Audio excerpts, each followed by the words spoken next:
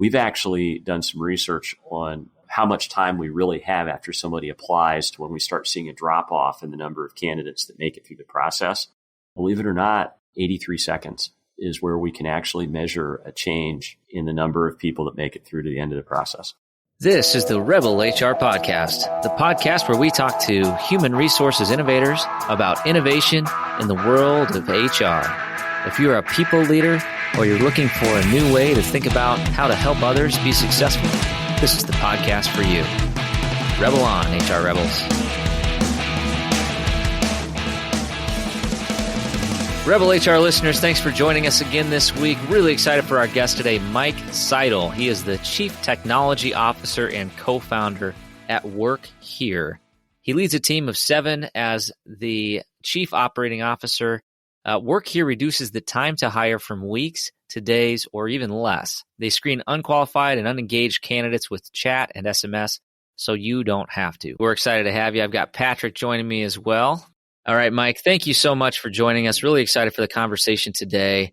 And why don't we just start off? Why don't you just tell us a little bit about what WorkHere is and what's your mission? Yeah, so what we have at WorkHere, and just so you know, we're in the middle of a rebrand. The new company name is Pivot CX, and website's pivotcx.io. But we're a chat-based recruiting company. We really focus on helping companies move their recruiting process away from emails and phone calls and to more of a chat-driven, SMS-based recruiting flow. And the reason we do that is 93% of text messages get read within 3 minutes of when you send them. And we found that one of the best ways to improve recruiting performance is to send messages that people actually get. That's a novel idea. I've got an applicant tracking system, and I've tried to use their text feature, and it kind of sucks. So what do you do to make sure that the feature is effective and that, you know, candidates are opted in and having a good candidate experience through your system? Yeah, so it all starts with how they apply for the job, and not all applicant tracking systems are created equal. I would say some are better than others, but with ATSs, we might say some are worse than others. But at the end of the day, what we do is try to hook up our software to native job applications on job boards, and then to the applicant tracking system to push the results of that initial engagement in. We also can hook up to an applicant tracking system too, but the whole idea is to do chat inside of an application that's designed for that. There's a real big difference between a really nice chat app and the UI you get in your applicant tracking system. And we've spent a lot of time making sure we have the right tools so you can go quickly. And the tools are just very different for chatting versus the usual kinds of operations you do in an ATS. Sure. So I have a question on that. When the receiver gets it, does it look like spam or does it look legit? That's a really good question. And the answer to that is it usually looks pretty legit. I'll give you an idea of what the flow is like. You know, everybody advertises on job boards at some level. So we'll pick on a job board ad on Indeed as an example. What the experience we really are shooting for is to make it so someone applies for a job and within a few seconds they get a message, hopefully one that is really engaging, something to the effect of, Patrick, you've applied for a great job as podcast host. Do you have time to talk now? And if you answer that text with a question, that question with a yes, we try to hook you right up to a human, be that a recruiter or a professional chat agent, whatever the right mode is for that, and get you into a conversation that really is focused on 2 things. One is confirming that you're qualified, and a lot of the things that would typically be a phone screen, we try to get done via chat. The reason we do that is, A, we can do it, and it's just very time efficient to do it that way. And then when the candidate is fully qualified and ready for an interview, the idea is let's hand that candidate off along with the conversation to the next person in the process. And that could be a hiring manager, or that could be a recruiter, depending on, who does the real interview.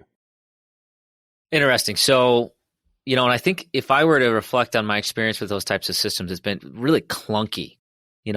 On my end, it's like, okay, I'm trying to just see if this person has any interest or has already taken another job, or I think the word in your literature was engaged or not. And so how do you address some of those user experience issues on the side of human resources? Yeah, so engagement is a big thing. And in conversational recruiting, it's kind of everything. It all starts with the very first message you send. And is it the right one? Are we asking the candidate questions, or are we just saying, congratulations, you've applied for the job. Somebody will be contacting you soon. If we send unengaging content, we get no engagement. If we send engaging content, we ask questions. It could be as simple as going, you applied for podcast host, is now a good time to talk? And if you say yes, instead of calling you or instead of trying to switch modes to email or do something like that, we just answer with a text. Some pretty magical stuff happens just because we're already talking. And what we just did is told you in a single question that this is going to be a real conversation. And then I think what a lot of companies do with texting is they look at it and they go, this is a tool that I can use for alerts and notifications. Yeah, it works pretty good for that. There's also a school of thought is like, hey, let's put a chat bot on this. And really right now, with the market being the way it is, it's a really good time to put your best experience right at the beginning and engage that candidate right away with a real person. 100%.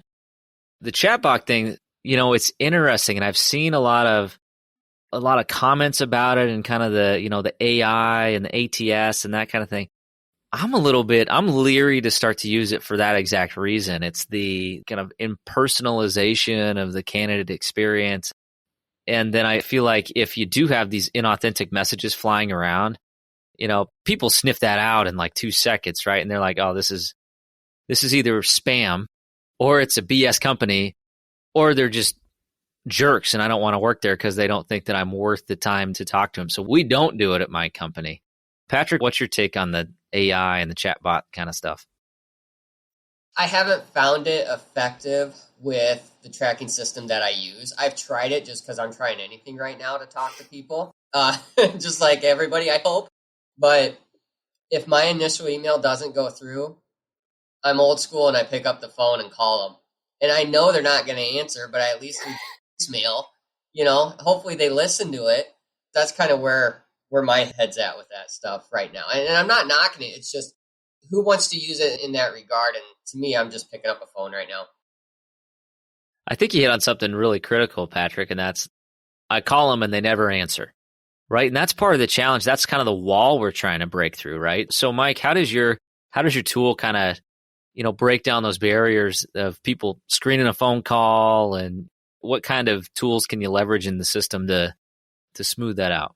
All right, there's a lot there, but I'm going to start with kind of turning the clock back a little bit and telling a little story here about why our company got into doing chat and got into doing conversational recruiting. We originally started our company.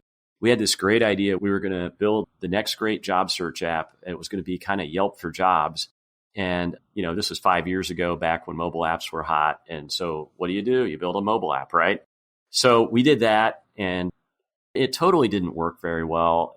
We could get candidates into it. We could get them connected with the employer, but then bad things happened when we sent the candidate over to the employer. Nobody engaged. Nobody called them back.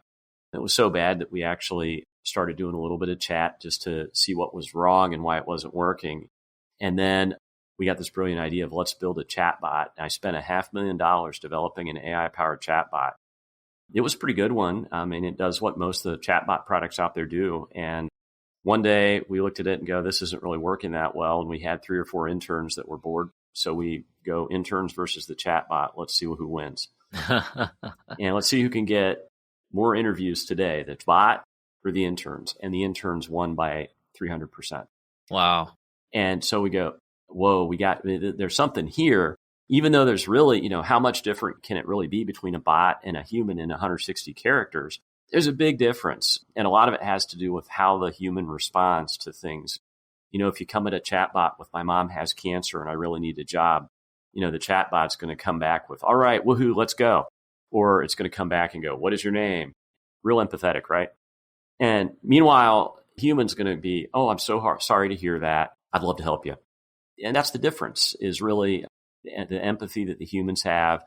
So we took that, and it took actually COVID hitting for us to go, wait a minute, all we're going to do is this chat thing. when COVID hit last year, the rest of that Yelp for Jobs thing kind of died on the vine. In February, we lost 85% of our customers. And the 15% that stuck around were all companies that we were doing chat for as a service. So we just rebuilt our software, brought it back to market in December, and we've now passed up 2019 and 2020's revenue, because what we're seeing out there is there's a real, candidates are hard to find. There's not a lot of talent out there that's available to hire. There's a very short window to hire the good ones. And the reason why texting works so well starts with 93% of text messages are actually read within 3 minutes of when you send them. So not only are they read, they're read quickly. You send me an email, it's got a 20% open rate if it's the world's best email subject. You know, it's like your house is on fire, click now, or, read me now, that might get 20%. But as far as getting somebody to read a recruiting email, it's going to be lower than that. And then phone calls, everybody pre-screened. So as we built our chat app, we really focused on how do we help recruiters get through pre-screening.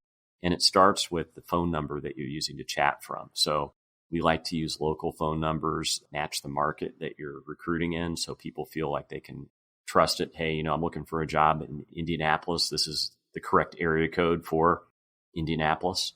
That can help a lot. And then as you do start working with a candidate, we think being able to call them from the same phone number you're texting on really helps. And so in our chat system, there's a button that says call, and you can click it and make a phone call through your browser on the same phone number you're chatting on.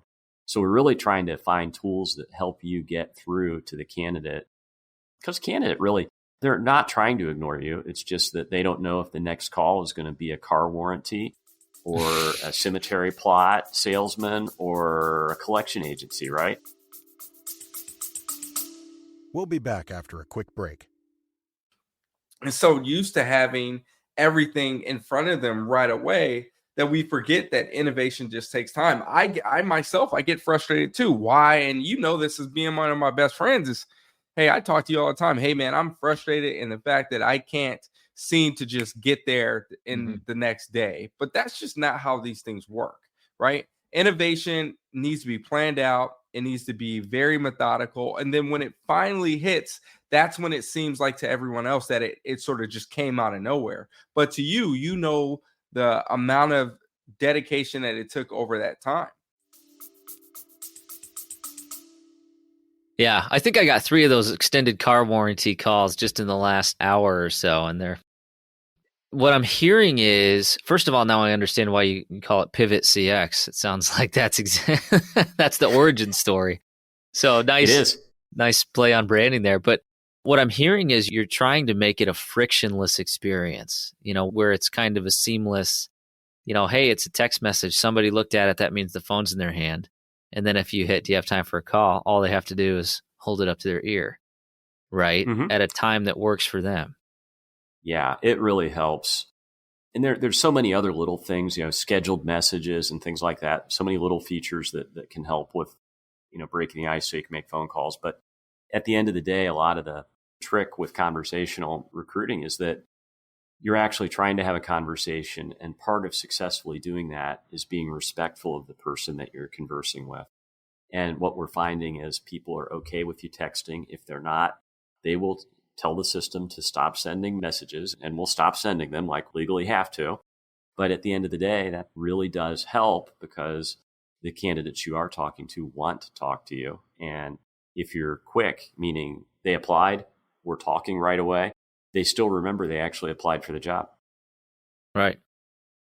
I have a question. I'm interested to hear your take. With organizations right now, especially large organizations that have such a process. Would we lose them? So for organizations that have such a process, especially these large organizations, how much is it hurting them having their HR recruiters check so many boxes? I think you spoke of this earlier, versus just picking up a phone. I mean, you check all these boxes, and after a week, candidate's gone. They've already found a job. What's your take on that? Oh, we see very close to a doubling of the number of interviews when you plug the chat process in and go fast versus the average process that was in place before we came in. So we're obviously getting a lot more people in the hook. that are getting through that interview stage. And the reason that happens is because, like anything in marketing, there's a window of interest that that person has who's responded. And so you get them to apply on your ATS, or you get them to apply on your career website, or maybe a native apply on Indeed. The sooner that you reach out to that candidate, the more likely you are to catch them in that window of interest. We've actually done some research on how much time we really have after somebody applies to when we start seeing a drop off in the number of candidates that make it through the process. Believe it or not, 83 seconds is where we can actually measure a change in the number of people that make it through to the end of the process. Wow. And most of those are lost right at the first, they're lost at the first message. They just never respond. And now, a word from our sponsors. When Molly, Patrick, and I started to figure out how to start our own podcast, we didn't know where to start. Thankfully, we found Buzzsprout. Buzzsprout makes it super easy for us to upload our episodes, track our listeners, and get listed on all the major podcast networks. Today's a great day to start your own podcast. I know that you're one of our listeners, so you've definitely got something to say. Whether you're looking for a new marketing channel, have a message you want to share with the world, or just think it would be fun to have your own talk show, podcasting is an easy, inexpensive, and fun way to expand your reach online. Buzzsprout is hands down the easiest and best way to launch, promote, and track your podcast. Your show can be online and listed in all the major podcast directories within minutes of finishing your recording. Podcasting isn't that hard when you have the right partner, and the team at Buzzsprout is passionate about helping you succeed. Join over 100,000 podcasters already using Buzzsprout to get their message out to the world. And now, for listeners of Rebel HR, you can get a $20 Amazon gift card sent to you from Buzzsprout by clicking in the link in the show notes. Thanks for listening. I think that's such a critical point. And the truth is, I know that a number of HR people may disagree with this statement, but a lot of times getting that great candidate, you're just lucky. You are able to, you happen to get the right resume at the right time for the right position, and it comes in and you're like, yes, this is it. This is the candidate that I wanted. And the truth is, it really has nothing to do with your, exemplary recruiting strategy. It just has everything to do with that person happened to look at that link and got that email at the right time. But if you don't have a mechanism to speed that hire up as quickly as possible, that applicant's gone just as quickly as they showed up. I mean, the fastest hire wins. Or I'm sitting on the phone and I've got a candidate that I love and I've been talking to for a week or two, and the hiring managers talk to them and they love them and they're like, all right, let's draft an offer. And they come back and they say, you know what? I had 2 competing offers and, I appreciate it, but I already accepted this one. So, I love you that you offered me, but I'm gone. When I put my recruiting hat on, my favorite thing to have happen of all is when you're able to make a hire before all the competition even starts calling the candidate back from their original application. When you go that fast, where you hire somebody and then they're on the job for 3 or 4 days and they start getting calls on their cell phone from where they applied somewhere else 2 weeks ago, that's a great feeling because you it right. Absolutely. And then, inertia is strong, right? I mean, somebody's already in, they've already got, they've already done the orientation, they're starting to get to know the team, they started some training. As much as that company that may be calling them may have been on the top of their list, you've got inertia in your favor, right? So you got to use every advantage you can, especially in this labor market, right? Absolutely. It's really fun. We've been doing a lot, and this should be no surprise just because of demand, but we've been doing a lot with software developers, hiring software developers. And what has been amazing is how absolutely glacially slow most companies go with these super high demand positions that, they're looking for very expensive candidates, spending incredible amounts of money, just getting applications in costs more, and they go slow engaging. And we're seeing where a lot of these developers, they're looking for a job because they had a bad day and they're interested in changing jobs now, and they go back to work tomorrow, maybe 2-3 days from now, they're going to patch it up with their boss or solve whatever the tech problem was that's got them frustrated. And the window will close on hiring them. Absolutely. And then, I'm just thinking about, it's even more perfect if, man, you had a really crappy day, you go apply at lunch, And then you get a text message by 3:00 in the afternoon, and now the wheels are turning the right direction already.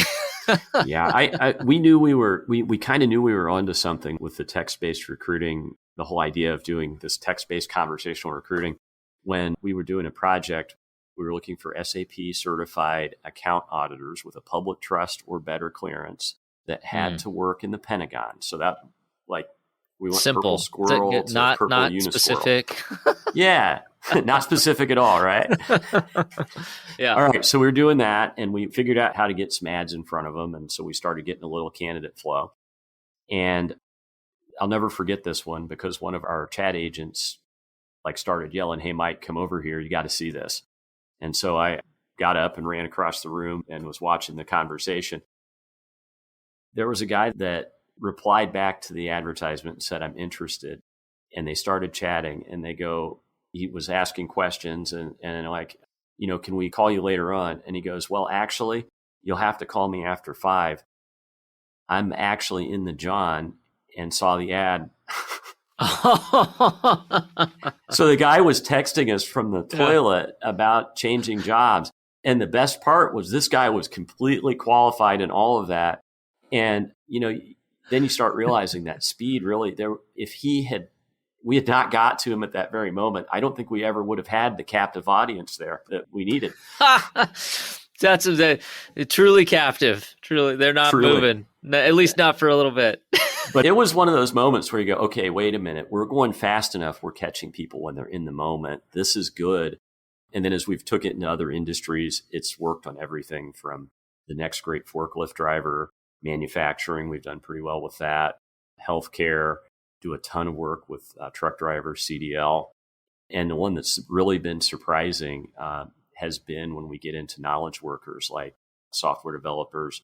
We did, you'll appreciate this, podcast producers once. That was fun. But it all is really similar in that most people, when they're applying for a job, they want a job right now. And if you kind of go for instant gratification in your communication, it can really change the game. Again, you see about a doubling of the number of candidates that come through just by going fast. And I think the hardest thing for us to measure is how many of the candidates are highly qualified versus, what would we have missed if we had waited 2 weeks? We just don't have a way to see that. But we're pretty sure that a lot of the really good candidates are the ones that get hired first. Well, and I think that would be interesting to measure the candidate quality if you could, which is sometimes almost impossible. But if you start with a bigger funnel and you've just got more applicants to choose from, eventually you'll be able to narrow it down to a better candidate than you would if you had a smaller funnel, right? Or you're going to pay a whole lot of money to get the right people in the funnel, and you're going to pay a 20 or 30% markup of first year salary to an external recruiter, which it's not what we necessarily want to do. So, yeah, I think the biggest problem most HR, if you go look at most recruiting organizations, and the bigger the company is, the bigger this is as far as being a challenge. Most recruiters and hiring managers aren't able to just sit there and be ready to respond to the next candidate that applies or the next candidate that calls in. Right. We're all really busy. We got meetings. We've got meetings to do. We've got to get reports ready for bosses. We've got a lot of things to do that don't involve waiting for the next 160-character message to pop up, right? Right. 100%. Yeah, I mean, I'm guilty of that. I mean, there'll be times where I have a job posted and I don't get to it for a day or two because it's critical, but it's not as urgent as something else that pops up throughout the day sometimes, right? And, the hiring managers have the exact same issue if they're screening resumes. So, well, yeah, that's been a huge driver for us. And one of the things that's really exciting about what we get to do is we get a chance to go help companies understand the opportunity that's there. Look, you've got candidate flow. You're spending lots of money on Indeed and ZipRecruiter and everywhere else you're getting candidates from. The challenge we have here is one where if hiring is really important, we need to start treating that like it is. And, maybe the recruiter isn't the right person to be doing that initial engagement, initial chat. Maybe we bring in some people that are paid differently who are chat agents, and their job is to just, we train them to ask a few questions early on in the process and do a pre-screen. So when the recruiters get to that candidate, they know, A, they're qualified and that they're credentials have been validated, and the recruiters can start warm with candidates that already have been through screening instead of having to spend 70, 80% of your time screening and 20, 30% of your time chasing people that won't answer the phone. Absolutely. Yeah. I mean, I also see one of the big challenges too is if you're doing volume recruiting, and let's say you had, I mean, in my opinion, if you have more than 10 open positions and you've got somebody trying to manage, double digit numbers of open positions, you're just going to struggle. I mean, somebody's going to fall behind. So do you handle each position as a kind of a bespoke position? So are there different types of questions for different types of positions by company, or do you have kind of a standard screening protocol? How do you approach that? We start with kind of the tried and true. There's a process that we have that we adapt to the job title and to the company that we're working with.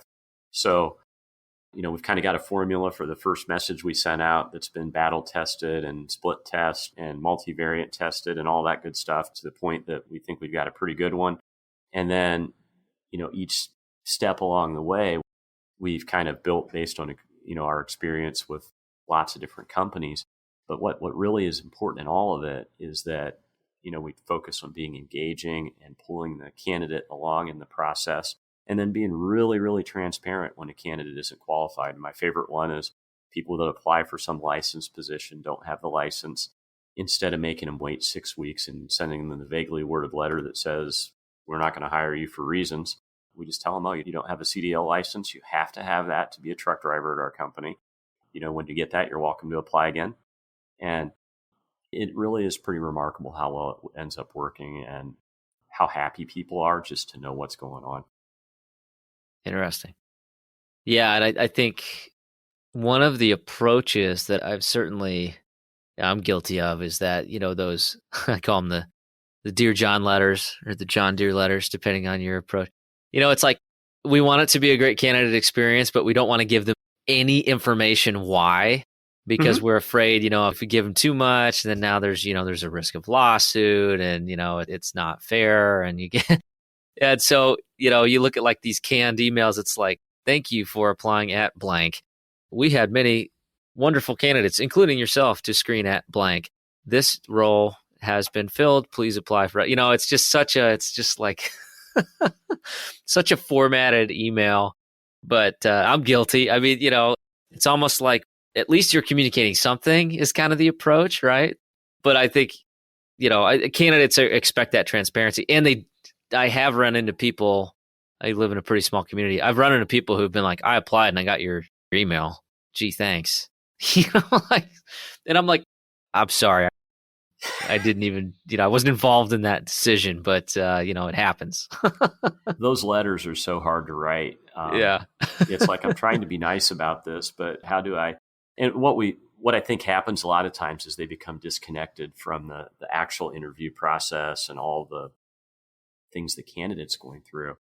And in their mind, they've waited for 2 months. I think they already know they're not getting the job. And then it's just an extra gut punch at the end sometimes. And I don't know what the answer is, but I do know if we're early in the recruiting process and we've got a candidate that's clearly not, doesn't meet the requirements for the job, and we're able to tell them that, we do a little quality survey after every chat. Then even on rejected candidates, there's a 4.8 out of 5-star rating that we have right now. And a lot of that isn't because we're so good at chatting. It's just because we're communicating and actually giving the candidate a little information about their job search. And we're telling them right away instead of making them wait 4 to 8 weeks and then not really telling them what happened. Right. Mike, I'm curious on your take on what I've experienced a few times over the last couple of weeks. I'll interview a candidate and I have them all set up on the hook to come in today to interview with the hiring manager. They'll email me this morning, because this did happen today, and say, you know what? I appreciate your time, but I already accepted another job yesterday. That they're not starting at that other job today. Like, why wouldn't you still come in to learn more about this opportunity? Like, why do they just take the first thing and run because they got one offer? What's your opinion on that? This is pure opinion. I don't have any real science here on this one, but a long time ago when I was in college, I sold cars to pay for college, and they were used ones. So yes, I did the used car sales thing, and I lost the ugly tie, something like that. But something stuck with me from that. I had this old finance manager, and if you ever want to know who really sells cars, it's the finance guys. This old finance manager told me one day that if I wanted to really make money selling cars, my job was to take people out of the market as fast as I could. And when you look at recruiting, I think it's the same thing. When somebody buys a car, they stop shopping. They're done. I got my car. Done. Don't want to hear about cars for 3 years, 4 years until the loan is paid off. No more. When it comes to recruiting, it's the same thing. When people are searching for a job, we're all recruiting people every day, right? It's what we do. But the job seeker, they look for a new job. If they get lots of jobs, it's every 6 months, every, year. If they are like most people, it's 2-3 years between job searches. And it's a painful process for them. The one thing they want is to end it. That's the one thing they want, is they want to get a job and be done with the whole search, right? And I think we all forget that as recruiters, one of the things that we're really doing is trying to take the good candidates out of the market. So that's really something we should really remember, is half of this is making those offers as soon as we reasonably can so that the candidate goes, I got the job. Because they do exactly what they did to you, Patrick. They come back and they tell you, well, I accepted a job yesterday. Even though you're going to offer me twice the money, I'm going to take their offer because it was yesterday. I love that analogy. It's so true. It's like, not that I necessarily want to equate my business to a used car, but it is like, hey, I got this used car. Look at it. It's shiny. Don't worry about that wreck. Everything's fixed. It's fine. But what's it going to take to get you in this car today? You can look at it that way, but I think it's more of a, when you look at that take them out of the market part, it really is about that person is on a mission to get new wheels. They are going to get a ride one way or the other. And right. The first place that they find a car they like and get through the financing process, that's the place that's going to actually sell the car. I think jobs don't work too much differently than that. In fact, there's a lot of similarities. How long do people own a car? How long do they stay in a job before when they change? Is it something they do every day? How often do they do it? How many lots do they shop? How many interviews do they do? The numbers are very similar. So that might not just be just an analogy. There might really be something to it. Right. And how much do they hate it? Kyle, that's a very good point, because what I'm thinking about right now is the motivation on the candidate's end, right? And I'm sure all recruiters, people that hire people, think about this. What is the motivation? Why did I lose that great candidate? Were they truly looking for a job they really wanted, which we thought this was, or are they just trying to get out of a bad situation as fast as they can? I just question that. I think that's a fair question. I think that's part of the challenge of that. Is it the quality candidate, or is it the job fleer, if you will? There's that. But I'll submit a little suggestion here, and that's that, there's only one way that we're ever going to find out the difference between the quality candidate and the job fleer, and that's to actually talk to that candidate. You could try to divine that from resumes and that kind of thing, but the best way to find out what somebody's situation is to just ask them. That's a great point. And I think it's one of those things that, I caution a lot of HR professionals on the, focusing on that job hopping, story that you may see in a resume. But a lot of times that's the first kind of binary decision that's made when somebody looks at a resume, is how long were they at their last company, and the last company before that, and the last company before that, and if it's for a lot of people, it's if it's 1 year or less, I don't look at it anymore. For some, it's, maybe I look at it, but it's a big red flag. But who knows? That person may have been in a seriously terrible work arrangement. Could have been some harassment issues in the workplace. There could have been issues there. The business could have shut down. Could have been a layoff. COVID. For instance. So, there's all these things you just don't know by looking at a piece of paper. You have to have that interaction in whatever form that takes, right? Absolutely. And yeah, the only way we're going to find out is actually engaging and talking. And it blows my mind that so many of us spend our time trying to figure out ways to not talk to the candidate. We just try to avoid it. I mean, it's like, why would we want to talk to the candidate? I mean, my gosh, they're just going to lie to us and not tell us the truth. And, they're going to fool us. Not really. Talking to them, you're actually going to find out what they're made out of and how they think. And, are they really a good fit? Find out what the situation was. Okay, why did you have 4 jobs in the last 5 years? And then you find out part of it was because they were going to school in one city and lived in another. I mean, who knows? But all that stuff's not obvious looking at resumes. And I think all of us have sat in meetings, especially with hiring managers that don't interview lots of people, where they're trying to just read between every little line on the resume. And it's a really incomplete story. And as we're increasingly learning here, it's an inaccurate story in a lot of cases where the information that we're getting from Indeed or ZipRecruiter or a resume isn't accurate because the candidate didn't update it. Yeah. Oh, I've had that a million times. I don't specifically know which program it is, but one of the programs literally changes your resume format into their format. And I've had it where it completely removes critical information from somebody's resume. And if I didn't call them, and like at one point I called somebody because I was like, their last job title looks really interesting. Can't even tell what their job title. So I just called because I was just curious. Turns out, wow, this is a really great candidate. I need to get them in front of somebody today to have a conversation. But had I just gone off of this weirdly formatted, resume, I would have completely missed this person. So actually, there's a number that we've found, and it's 13.1% of the profiles that get sent to us are inaccurate in some way. So almost, over a tenth of the people that apply for a job, doesn't matter what channel they're coming through, are coming with incorrect information. And a lot of times a human being will do just what you did, Kyle, and they'll look at it and go, okay, this guy wouldn't have applied for this truck driver position if he couldn't drive a truck legally. But right. It says on his resume his CDL license is expired. Do I A, screen him out, or do I B, give him a call and double check?